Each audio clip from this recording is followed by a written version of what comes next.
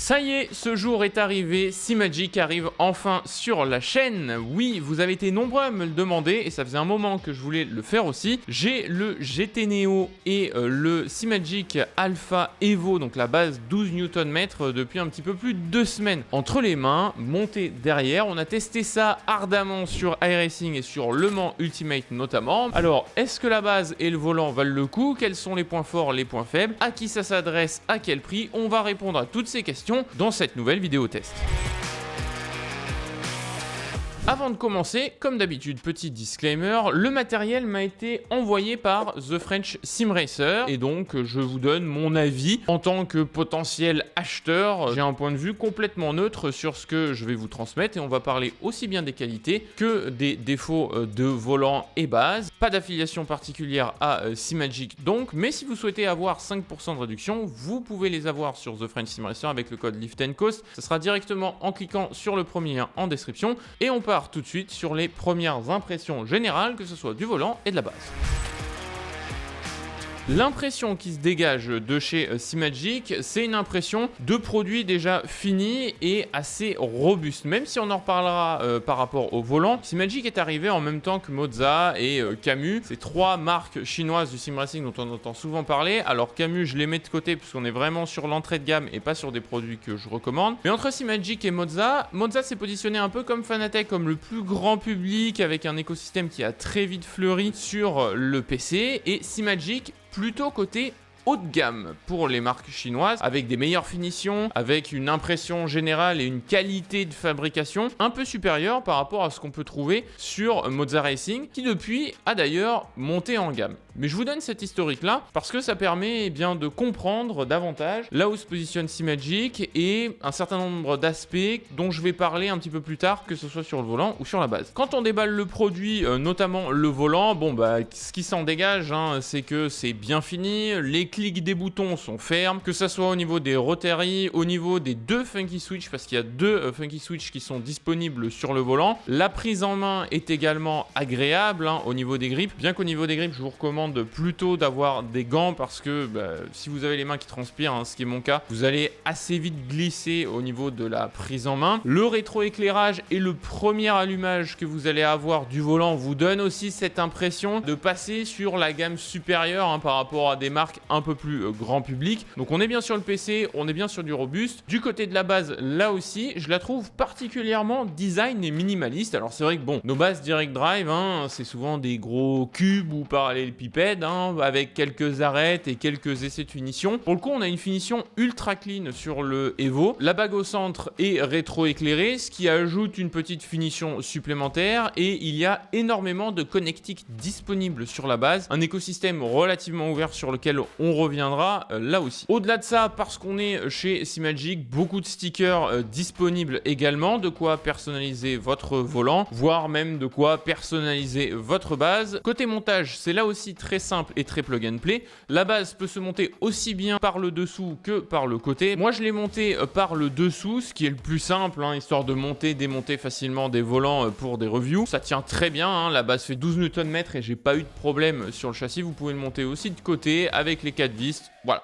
Ça tient, c'est solide, pas de problème. Les câblages également, tout est fourni de base. Vous avez même le câblage si vous voulez monter le GT Neo avec un USB-C vers un USB classique sur votre PC, notamment pour certaines fonctionnalités sur SimHub par rapport au logiciel, pour ne pas passer uniquement par le Sim Manager en termes de fonctionnalités. Ça me donne justement la parfaite transition pour vous parler, au-delà de ces impressions générales, du software. Parce que chez Simagic, le software, c'est quelque chose d'important et j'ai envie de dire, c'est une bonne chose parce que le software, c'est là réellement où va se faire la différence par rapport au matériel qui est à notre disposition aujourd'hui. Il y a un certain nombre de subtilités entre les constructeurs, mais finalement, d'une base à une autre, on peut arriver à retrouver des sensations plus ou moins similaires, et ce qui va faire la différence, c'est le support au niveau du software. Le software est clair et a vraiment tout ce qu'il faut de base. L'expérience, elle est ultra plug and play par rapport au software, notamment entre la base et le volant. C'est-à-dire que en fonction du software, vous allez avoir une automatisation l'installation directe de tout ce qui est mise à jour, c'est-à-dire vous branchez la base sur le PC, vous sortez le software, le firmware, il vérifie que tout est à jour, vous pluguez le volant, tout est intégré directement. Le seul truc que j'ai eu à faire, c'est d'ajuster le retour au centre, mais sinon vous êtes déjà prêt à partir. Du côté du software également, il y a beaucoup de presets qui sont disponibles. Donc les presets, c'est quoi? C'est des pré-réglages qui sont fournis par Simagic, et c'est là où on voit qu'il y a une grosse communauté chez Simagic qui est un pan important, hein, je vous en parle souvent, de la communauté au niveau du matériel, et de privilégier parfois des produits qui peuvent être best-sellers, parce que qui dit beaucoup de clients dit aussi beaucoup de support et beaucoup de gens qui ont expérimenté différemment et qui ont également parfois expérimenté le SAV. Donc pour trouver et régler des problèmes, ça peut être sympa. Mais là, pour reprendre sur le côté software et pré-réglage, ce qui est intéressant, c'est surtout le fait que justement vous avez pas mal de pré-réglages en fonction des simulations. Oui, vous avez même un pré-réglage sur Rennsport d'ailleurs. Je dois dire que j'ai été agréablement surpris de la qualité des pré-réglages. Le but, c'est aussi, on y reviendra dans la partie ressenti, de montrer toute la plage d'utilisation, notamment pour la base. Et donc vous avez des pré-réglages qui sont quand même costauds, hein. Moi je conseille plutôt de les diminuer, parce qu'à la longue, sur une 12 Nm ça va, mais j'imagine pas sur la 18, vous allez vous arracher les bras et les épaules, parce qu'on a des moteurs qui sont vraiment très puissants, hein, il faut le dire, et des bases physiques force feedback, que ce soit sur l'AMU ou sur iRacing où je l'ai testé, qui sont quand même très solides. Le software, et c'est à noter, est disponible en français. Alors c'est du français traduit, hein, donc parfois il y a certaines annotations qui sont plus ou moins bien traduites. Je vous conseille d'avoir tout ça en anglais, c'est en général un peu plus clair, et vous allez réussir à trouver aussi plus d'informations sur ce sujet-là. D'ailleurs, je suis pas revenu dessus sur la partie précédente, sur les premières impressions et le déballage, mais les notices sont uniquement disponibles en anglais, au-delà du chinois, mais je pense qu'il sera plus facile pour vous de maîtriser l'anglais que le chinois. Sur le software, du côté du volant, là aussi c'est du classique. Vous pouvez facilement cliquer sur les boutons, paramétrer toutes les colorimétries des LED, leur intensité, les programmations des différents rotaries. Si vous voulez une fonction par unité, c'est-à-dire soit vous tournez vers la droite et vers la gauche, donc vous augmentez ou vous diminuez une valeur, ou alors le cran est considéré comme une touche en tant que telle.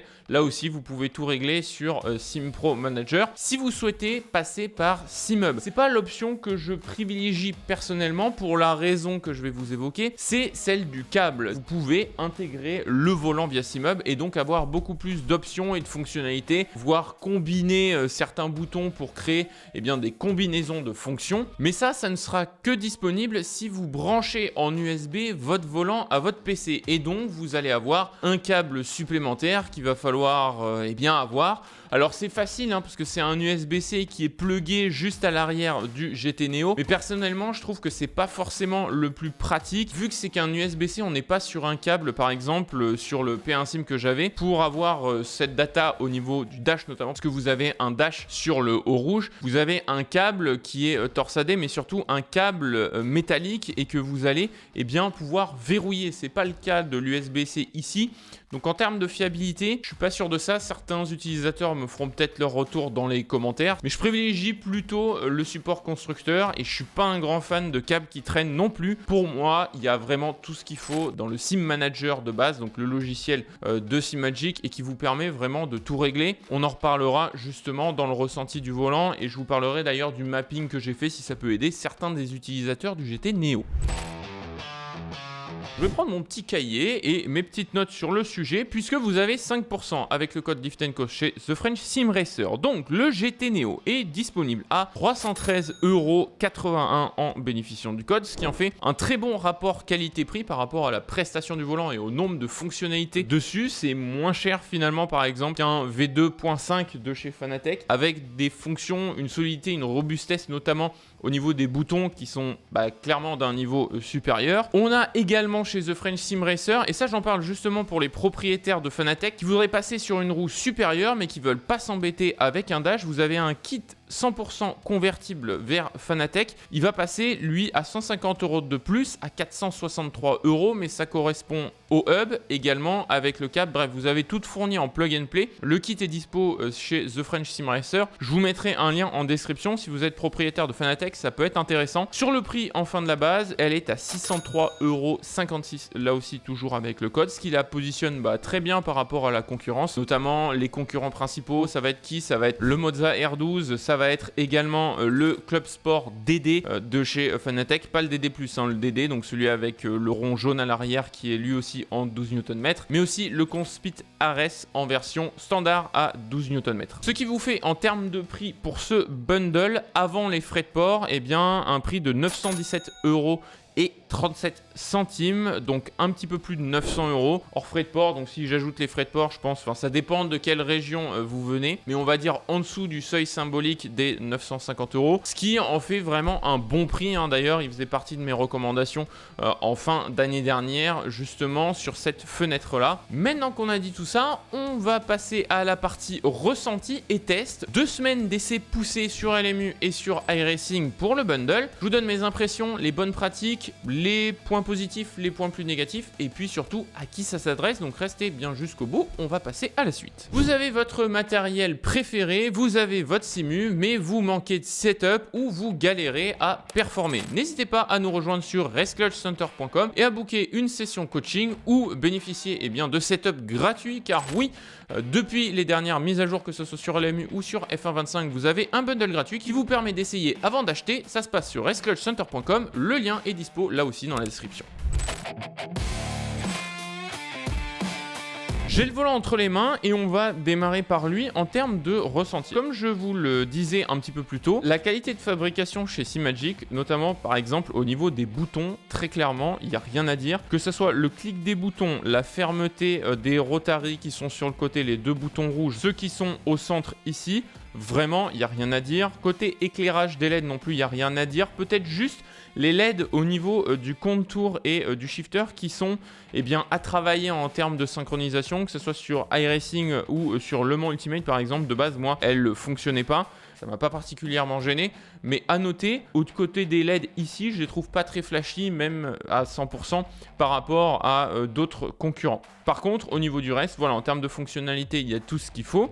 Il faut que l'on parle également des palettes. Il faut qu'on en parle sur plusieurs aspects, parce que vous avez 4 palettes à l'arrière, vous avez des palettes analogiques donc pour régler l'embrayage qui sont en dessous, et vous avez les palettes magnétiques pour passer les vitesses. Du côté des palettes, elles sont super bien finies, elles sont mieux finies que chez certains concurrents. Bon, par exemple en référence, alors qui était un petit peu moins cher, j'ai pas eu la dernière version par exemple du volant KS de chez Moza, mais très clairement on est sur la gamme supérieure, on est un petit peu supérieur en termes de prix aussi, donc ça peut s'expliquer. Le seul truc sur les palettes, alors personnellement j'ai 2 grandes mains, hein, comme vous le voyez. Mes grandes mains, en fait, avaient presque du mal, et j'ai d'assez longs doigts, à atteindre les palettes de passage de vitesse à l'arrière. Alors, vous pouvez les régler. Vous avez la possibilité, via une petite vis, justement, à desserrer et régler la course de cette palette. Mais j'imagine que pour des petites mains, ça peut être assez compliqué, en tout cas dans sa configuration de base, parce qu'en fait la configuration de base a les palettes les plus éloignées. Donc moi je vous recommande sur le volant de directement écarter les palettes au maximum, et vous allez pouvoir beaucoup plus facilement positionner vos doigts par rapport à celle-ci. Du côté du grip et des poignées du volant, vous avez tout ce qu'il faut en termes d'incurvé. Il n'a jamais été désagréable en termes de prise en main. En parlant de la prise en main, vous aurez peut-être noté que la roue paraît assez grande pour une roue formule type GT par rapport à la concurrence, et c'est normal, parce que c'est une roue 30 cm. Donc ouais, c'est une roue vraiment complète, comme si vous aviez presque un volant rond. Alors même si sur les volants ronds vous allez potentiellement aller jusqu'à 33, mais une roue en 30, donc pareil du côté du positionnement des épaules, vous n'allez pas avoir de problème par rapport à ça. C'est agréable aussi en termes de tenue à la longue, notamment si vous êtes assez grand ou assez large de buste. Les épaules, encore une fois, hein, si vous êtes trop resserré sur des sessions longues où vous avez les épaules rentrées, que vous n'êtes pas bien installé, c'est pas forcément une bonne chose. Soit il faut rapprocher votre volant si vous avez un plus petit volant pour relaxer un petit peu les épaules et resserrer vos bras, ou alors il faut effectivement faire gaffe à ça, avoir un volant plus grand si vous souhaitez être un petit peu plus loin. Là aussi c'est plutôt un petit conseil, question de santé. Question quick release maintenant sur le volant. Là aussi c'est du solide, c'est du robuste. Il faut faire attention à bien aligner les bagues. Personnellement j'ai pas fait gaffe tout de suite. Vous avez 6 points d'ancrage en haut et vous en avez 4 en bas exactement. Donc vous alignez tout ça par rapport à votre base, vous le pluguez, c'est du solide. C'est pas le quick release le plus fluide que j'ai connu personnellement, mais bon, c'est pas ce qu'on lui demande. Vous n'êtes pas sans arrêt en train de changer vos roues de volant. Si vous souhaitez la détacher, il faut y aller assez fermement, hein, sinon vous allez galérer. Avec les stickers qui sont fournis, vous avez largement de quoi régler tout tout ce qu'il faut. Si je fais un point justement sur le mapping, et pour vous donner mon mapping, notamment par rapport à LMU, parce qu'on a pas mal roulé en hypercar dessus. En haut, sur les Rotary, c'est tout ce qui concerne les maps moteurs, donc notamment le moteur électrique. Ici, puissance de la map, ici, puissance de la régénération. Sur les deux en bas, en général, je vais plutôt gérer les contrôles de traction, le contrôle de traction général et le power cut juste ici. Ensuite, vous avez un certain nombre de boutons classiques, hein. Les funky switch, celui de droite comme d'hab parce que je suis droitier, je vais utiliser plutôt les fonctionnalités du MFD. À gauche, ici, j'utilise parfois des fonctionnalités annexes. Si je joue à l'IndyCar par exemple sur iRacing, du haut au bas ou de gauche à droite, je vais m'en servir pour régler les barres anti-roulis avant et arrière. Du côté des Rotary rouges, eux, ils vont plutôt me servir, par exemple, ma brake balance à droite, et à gauche, je vais me servir en hypercar de la migration des freins. Ça, je vous en ai parlé dans un short il n'y a pas très longtemps à quoi ça servait. Et après, sur le reste des boutons, les boutons sont facilement accessibles au pouce. Vous avez le classique pit limiter, l'entrée sortie des box, vous avez le flashlight juste ici, les essuie-glaces qui sont sur ce bouton là, que j'ai tout coloré en fonction de mon mapping, histoire que les stickers correspondent au LED aussi. Voilà, je trouve ça un petit peu plus esthétique. Vous trouverez tout ça à travers les illustrations vidéo et vous pourrez faire tout ça sur le Sim Manager. Et après, il y a un certain nombre de boutons sur lesquels j'ai pas encore mis de stickers pour l'instant, qui sont des boutons un peu plus libres, qui dépendent aussi des simulations. Donc l'idée, c'était pas de se fermer. Je vais plutôt y associer une couleur. Ça marche très bien pour se repérer facilement. En parlant du GT Neo et du ressenti de sa prise en main, il y a un point dont il faut qu'on parle, c'est sa fiabilité et sa robustesse. Il y a un truc qui m'a paru un petit peu bizarre au départ, c'est au niveau du boîtier. Le boîtier est assez épais, mais le boîtier sonnait un petit peu creux. En fait, c'est de la matière composite que vous avez dessus, c'est une espèce de finition carbone forgé. Ceci étant dit, à l'intérieur, en termes de solidité, de ce que j'ai pu voir chez certains, en allant fouiller un petit peu plus question de fiable sur Reddit, ou même c'est arrivé d'ailleurs à Jardier, vous avez des faiblesses au niveau des poignets si vous avez un retour de force qui est extrêmement élevé, voire des sim racers qui peuvent se plaindre de craquement au niveau du volant lié au boîtier. Donc par rapport à ça, personnellement, en 15 jours et sur toute la durée de test, on lui a quand même mis tarif, hein, et on en reparlera sur la base, notamment par rapport à la chauffe juste après. J'ai pas eu de problème, j'ai pas de problème de craquement, mais c'est à connaître. En tout cas, c'est pris en charge par le SAV, c'est des choses qui sont connues. Ça n'arrive pas non plus à tous les volants, mais ça peut arriver, donc je vous le signale. Si c'est le cas, en tout cas, que vous puissiez le signaler, pensez à vérifier les zones de faiblesse, notamment par rapport aux vis qui sont présentes, et je pense que cette zone de faiblesse, elle est liée notamment à la fente qu'il y a et comment est plugué en fait l'ensemble du boîtier par rapport au poignet. Voilà, qui est typiquement la zone de faiblesse, mais de manière inconsciente, on peut avoir tendance à machinalement tirer sur le volant et à tirer vers le bas, et en fait, du coup, on va créer des espèces de mouvements de flexion, des forces un peu diagonales et pas concrètement dans l'axe, et je pense que c'est ce qui peut aussi créer davantage ces faiblesses-là sur le Neo. Après, autre point, c'est vrai, dont on n'a pas parlé, c'est le design. Vous me direz ce que vous en pensez dans les commentaires. Alors le design, une fois que vous le finissez, que vous le stickez, je trouve qu'il est un peu plus vivant, mais c'est vrai que personnellement, je trouve pas que c'est le design le plus fou. Alors après, c'est un volant qui est là pour ses fonctionnalités et pour son prix, c'est pour ça qu'il est très plébiscité. D'ailleurs, que ce soit chez Simagic ou alors pour être plugué, comme j'évoquais dans la partie prix précédemment, sur d'autres écosystèmes. Je vous ai parlé de Fanatec, mais ça peut être le cas chez Moza par exemple, ou même chez Conspit. Un volant qui a toutes ces fonctionnalités-là pour un tout petit peu plus de 300 €. J'en ai pas d'autres en tête sur le marché à ce niveau de prix-là, donc forcément, il y allait avoir des petits défauts ça et là, ou en tout cas des choses sur lesquelles être vigilant. Voilà donc pour le volant, on va passer à la base. C'était le point qui m'intéressait le plus et sur lequel j'étais le plus curieux, parce que c'est vrai qu'à la sortie, je vous en avais parlé légèrement, mais c'est vrai que Simagic a assez vite renouvelé ses bases, qui ressemblaient bon an mal an à ce que faisait Simucube avec le Simucube 2, avec l'arrivée du nouveau design, de Evo, de toute la communication autour de la rapidité et de la vélocité de la base dans sa capacité de retour de force. Ça se mesure avec quoi? Ça se mesure notamment avec le slew rate. Je vous en ai parlé lors de la review du Conspit du bundle Apex. Donc j'étais très curieux de voir ce que ça allait donner. Simagic est également le constructeur qui est arrivé juste après Simucube à avoir le force feedback en 360 Hz sur iRacing.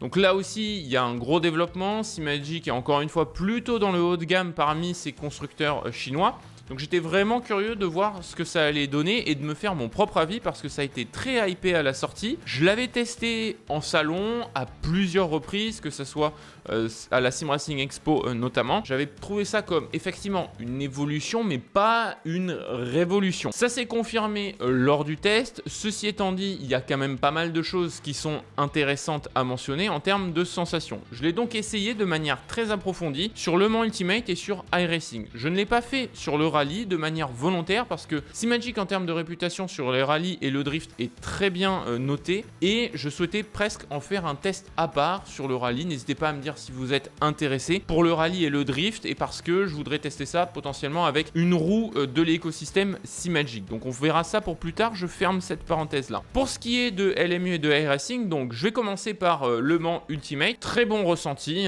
dans la lignée de tout ce qu'on peut trouver à côté. Le Mans Ultimate, je l'ai roulé que ce soit sur du Conspeed, du Simucube, du Thrustmaster, du Logitech, du Fanatec, du Simagic, bref, en long, en large et en travers. Et on est très clairement avec ce Evo sur le haut du panier. Vous allez très bien ressentir le transfert de charge, que ce soit sur les freinages, que ce soit au niveau du changement de direction. Ceci étant dit, je trouve que sur LMU, c'est pas là où la base brille le plus. J'avais été très positivement surpris du Conspeed à ce sujet-là, qui était la base en dessous, la base 8 Nm. Mais sur le Simagic, j'ai eu un peu plus de mal à trouver mes réglages, notamment par rapport aux pré-réglages qui sont proposés. Je retrouvais un petit peu, malgré la dernière mise à jour qui est sortie sur le Mans Ultimate avec le nouveau tire modèle pour les hypercars, toujours cette petite sensation de flottement dans la direction. Ceci étant dit, le réglage de base disponible chez Simagic est une très bonne base sur laquelle construire votre force feedback sur LMU et sur les autres simulations.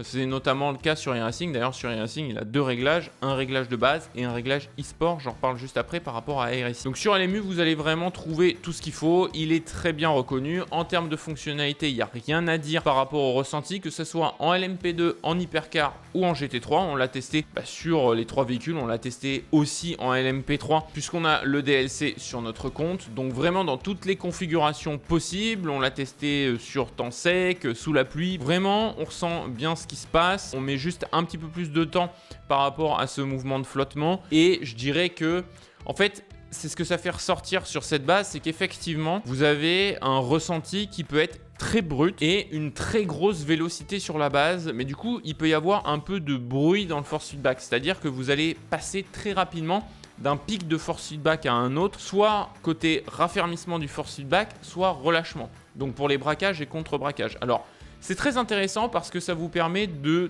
tout de suite détecter lorsque vous allez décrocher notamment du train arrière dans les situations de survirage. C'est un peu moins facile de le ressentir dans les situations de sous-virage à l'inscription en virage, notamment pour des virages lents. C'est un peu plus sympa sur les virages rapides, mais ce qui peut être dérangeant, c'est que sur les pré-réglages, ce que j'évoquais tout à l'heure, c'est qu'ils sont assez forts et assez puissants en termes de ressenti. C'est normal pour démontrer typiquement ce qu'a la base dans le coffre. Donc moi je vous conseille de diminuer un petit peu tout ça pour gagner un petit peu plus en termes de souplesse par rapport à ce que propose le Evo. Vous avez d'ailleurs un réglage dans le logiciel qui vous permet ça, que je vais vous afficher à l'écran. C'est vraiment sur cette partie-là où vous allez pouvoir régler justement la robustesse et la vélocité, cette combinaison de ces deux valeurs-là sur le Evo. Lorsque vous êtes sur une situation normale de course, vous allez avoir un ressenti normal, mais si vous allez avoir un décrochage, une collision ou ce genre de choses-là, vous allez tout d'un coup avoir un retour qui va piquer d'un coup et le volant qui va devenir très vite incontrôlable. Donc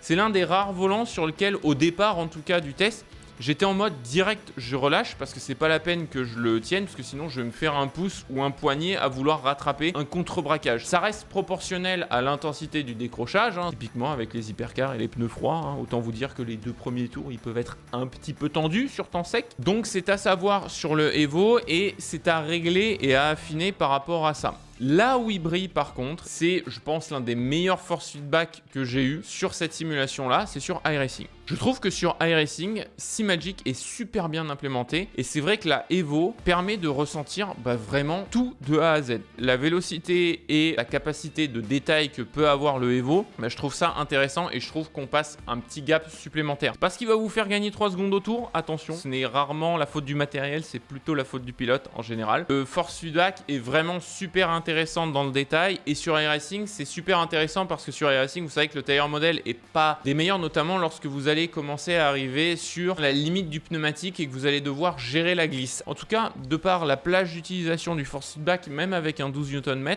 pour le coup, vous arrivez à élargir cette plage d'utilisation. En tout cas, sur les bosses de Sebring en IndyCar, autant vous dire qu'elle les kiffe pas forcément parce que les bosses de Sebring sont très robustes, notamment à la sortie du dernier virage, voire même dans le premier où vous avez énormément d'appui généré, mais du coup à la vitesse à laquelle vous prenez les bosses, vous pouvez très vite vous faire avoir du côté du débattement de la suspension. Et vraiment là-dessus, dans ce niveau de détail là, je l'ai trouvé super intéressant. Intéressant là aussi pour savoir exactement là où vous placez vos roues par rapport à l'intensité, notamment liée aux vibreurs et aux différentes surfaces des vibreurs, parce que vous avez les vibreurs en 3D sur iRacing qui sont arrivés sur tout un tas de circuits, et vous avez vraiment un ressenti qui est fin et intéressant, je trouve, par rapport au décrochage. Vous pouvez vraiment vous amuser. Si je dois résumer le ressenti de la base, en fait, pour moi, on est entre Fanatec et Conspeed. C'est-à-dire qu'on a la rapidité du Conspeed, mais sans sa fluidité, et le côté un peu plus brut qu'on peut retrouver chez Fanatec, par exemple, sur le Podium DD,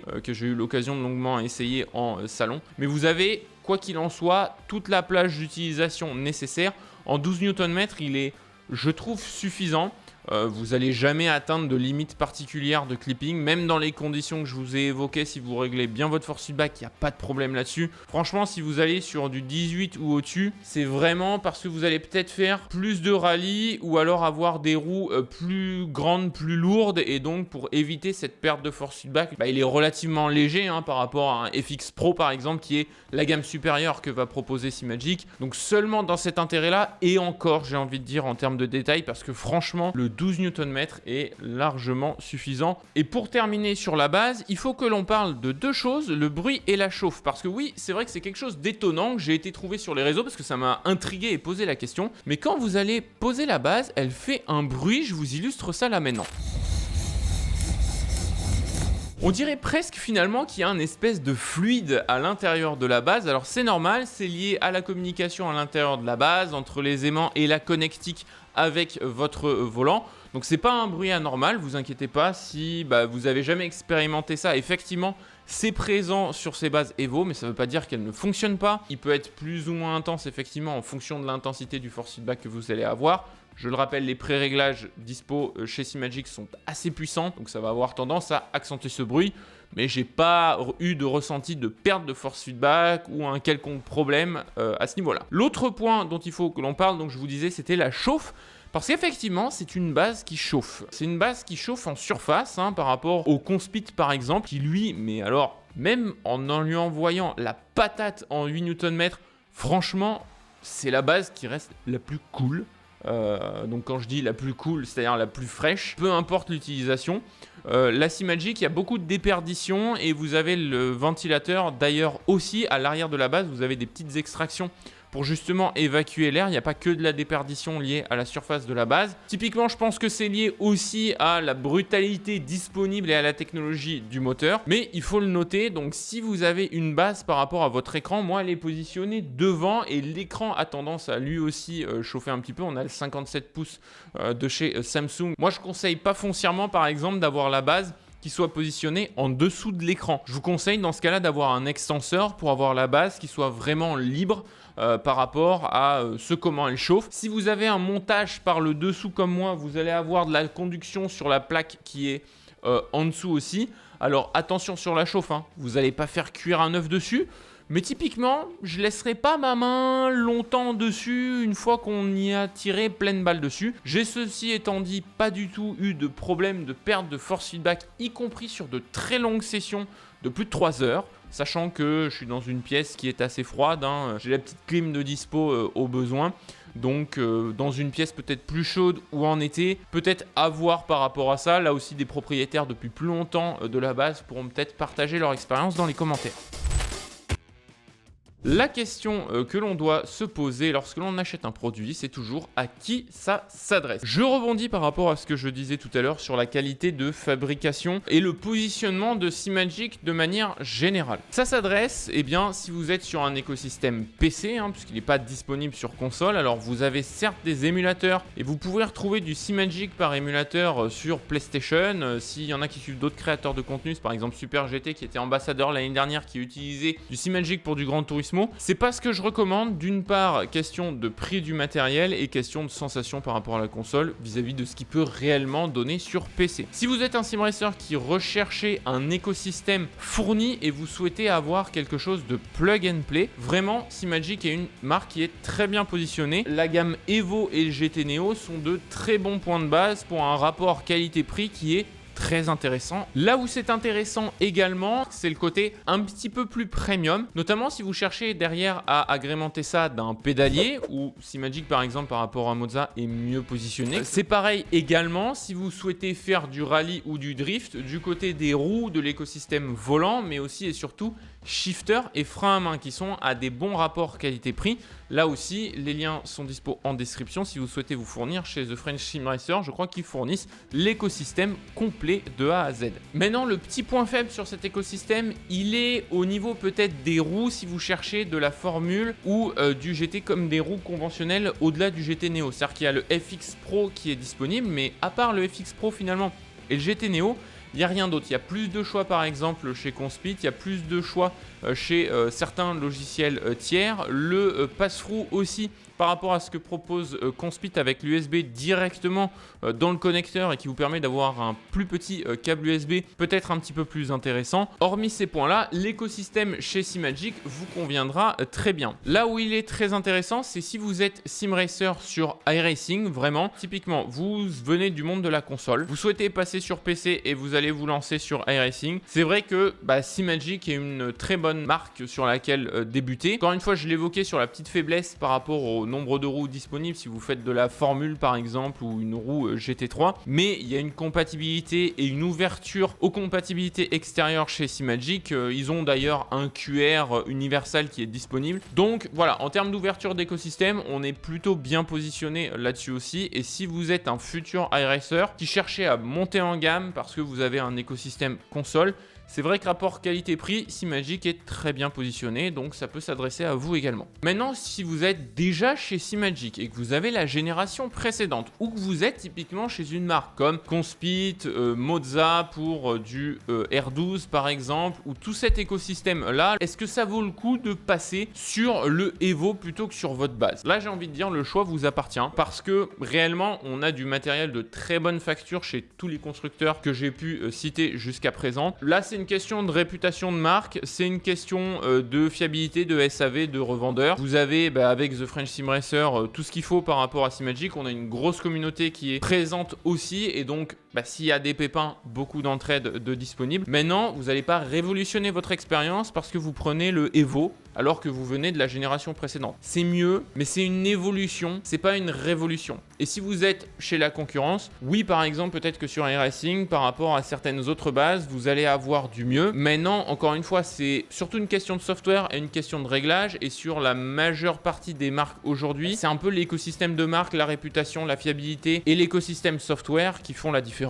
Donc j'aurais tendance à dire, si vous souhaitez vous faire plaisir, faites-vous plaisir encore une fois. Mais c'est pas ce qui vous fera gagner 2 dixièmes au tour pour parler de manière très concrète. Voilà donc qui conclut ce test du Simagic GT Neo et Alpha Evo. Encore une fois, si vous souhaitez vous fournir, n'hésitez pas à consulter le premier lien en description. Il y a 5% de réduction sur tout le matos. Si vous souhaitez voir le test du Conspeed Apex Bundle pour débuter, ça se passera juste là.